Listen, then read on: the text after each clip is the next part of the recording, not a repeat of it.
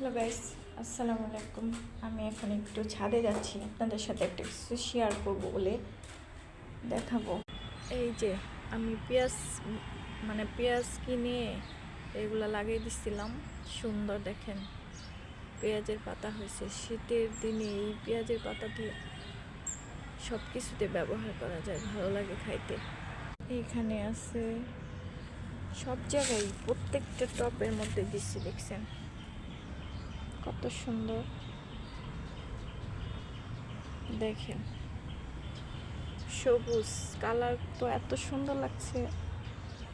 এগুলো অর্গানিক, কোনো সার দেওয়া হয় না, এগুলো শুধু জৈব সার দেয়। আর হতেছে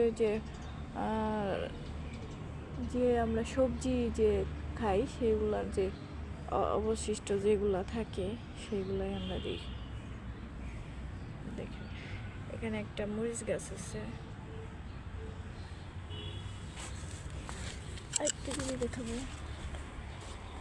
দেখেন কত বড় বড় বেগুন হচ্ছে।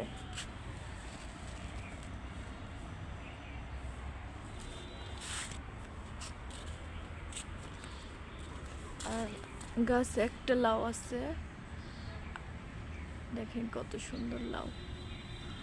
আরেকটা জিনিস শেয়ার করি আপনাদের সাথে, দেখেন এই গাছটা প্রায় মারা যাচ্ছে, মানে গাছটা পুরাতন হয়ে গেছে, এখন তেমন লাউ আসবে না।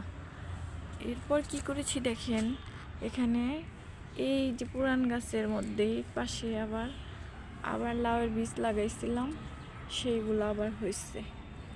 কত সুন্দর গাছ হয়েছে, এগুলো আবার হবে। এইগুলো হচ্ছে যে গোবরের পুরান ভুসি আসছে না, এগুলো দিয়েছি যেন পোকামাকড়ে না ধরে। দেখেন পেঁয়াজের পাতা আছে, আর অনেক পেঁয়াজের পাতা।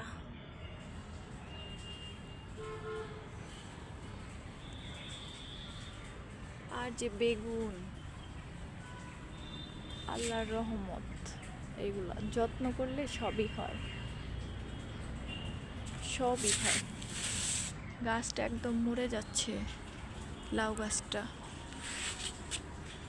আর এখানে এই যে সিম গাছ, সিম এখনো সিম ধরে নাই, কিন্তু ধরবে।